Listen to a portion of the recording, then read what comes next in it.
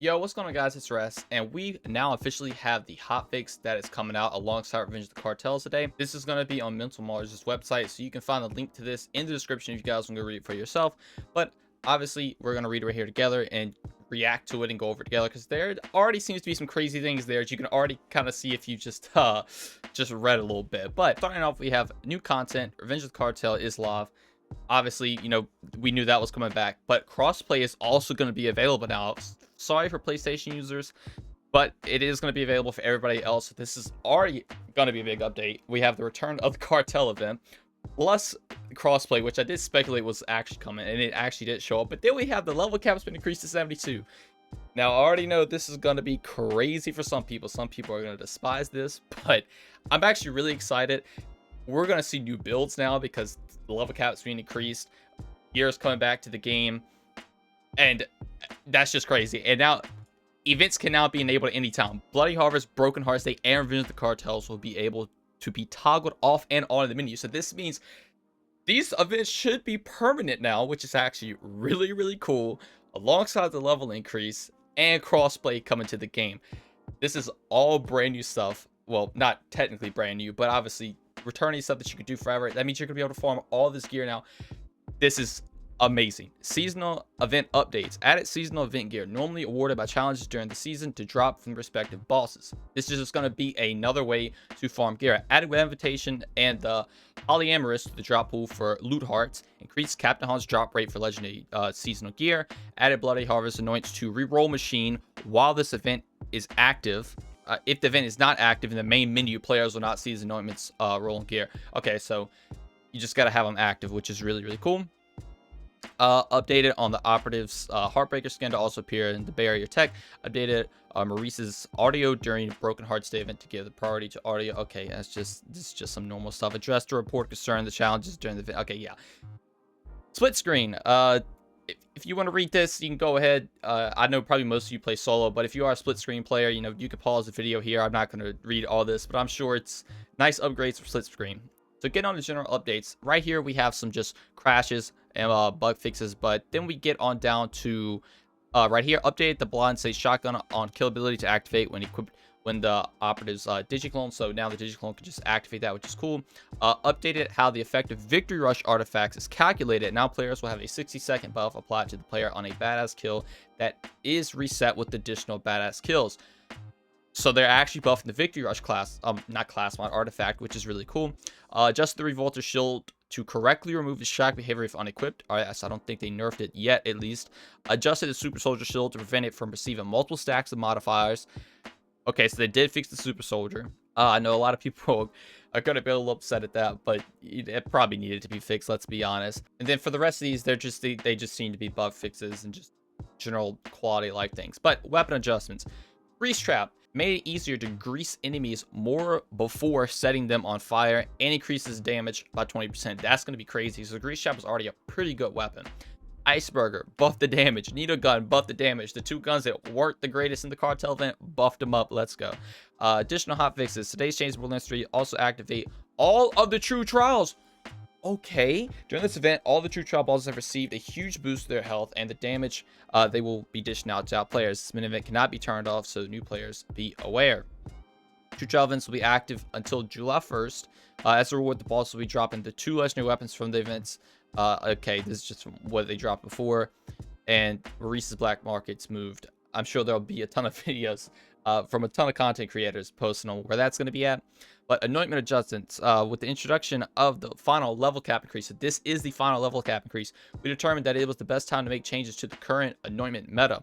We have found that a few character agnostics anointments were proving to be the go-to for all characters and builds. With these changes we are making today, we are hoping to see character-specific anointments become meta, rewarding players for building into their character tree and action skills even more than before.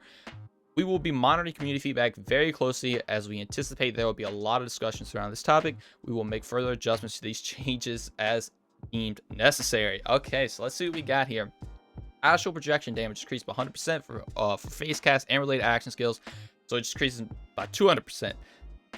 That would be pretty interesting. While phase grass has active weapon damage increased by 100%, increased to 150.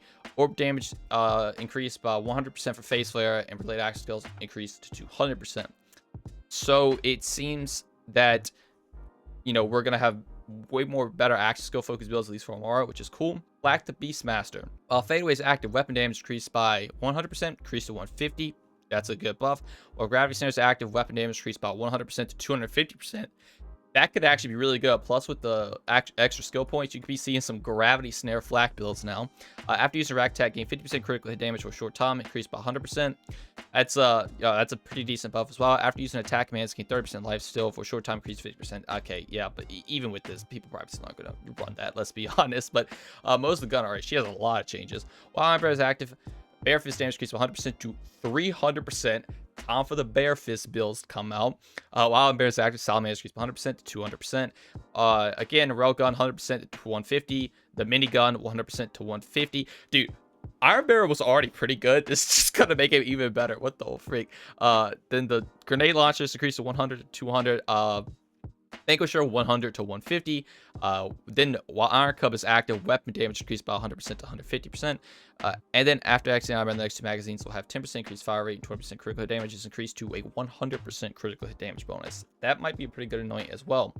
Since Mo's obviously never has to reload, she just gets 100% bonus crit damage the entire time. Then Zane the Operator anointments. Mantis Shoulder Cannon damage is increased by 100%. It's getting buffed to 150. Then Barriers active accuracy increased by 60% and crit damage is increased by 70. That is getting crit increased to 125, which is really cool. Then while Digital Clones are active, generate 12% of magazine ammo per second, which is increased to 30. So there might be some ammo regeneration builds coming out for Zane. Now, general anointments. Killing an enemy grants 5% weapon damage at your low speed for 25 seconds. This affects stacks. Increases to 12.5% weapon damage and maximum stacks to 10. That might be a pretty good anoint. I could definitely see some potential with this, at least for mobbing. Then on Axe Skill, and Axe Skill cooldown rate increased by 20% for a short time. That increases 50%. That's actually a pretty substantial buff. On Axe Skill, you gain 50% life steal, increased to 30%. Again, life steal anoints aren't the greatest. Your character can, pretty much every character in the game can already lifesteal a lot. But then gain 300% increased weapon damage against enemies above 9% health. It lowered that to 150% increased weapon damage. Okay, so they nerfed that one by a good amount. It's still going to be pretty good, but it's definitely not going to be what it once was. 150% health, do 150% bonus radiation damage. They lowered that to 100%. Then consecutive hits increases weapon damage by 1% per hit. Misses, remove all bonuses. Limit the amount of times this can stack to 100. I think it was either 200 or 250 before, so that's definitely nerfed now to 100. They seem to be nerfing all these other top tier anoints that we already had, because like I said, they want to make the character anoints be better. But then on Axe Skill and Splash Damage increased by 200%. That is going down to 125. Then while Axe Skill is active, the weapon damage increased by 200%, going down to 100. So, with all these changes, this is going to change the game up a lot. Like, these anointment changes are definitely very interesting. A lot of, like I said, a lot of the base game anoints that you can kind of turn on everybody seem to be getting lowered, while the character anoints seem to be going up. The flare flak thing really intrigues me the most, honestly. Obviously, Amara, we can have some very cool action skill builds now hopefully come out. Yeah, I mean, you could kind of already do it in the game like insanely well, but this is just gonna make it even better, which is cool. Zane's is also decent. Mo's got a lot of things buffed to our Iron Bear, and Iron Bear is already insanely good, so that's just gonna make it better. Then obviously the big changes up here.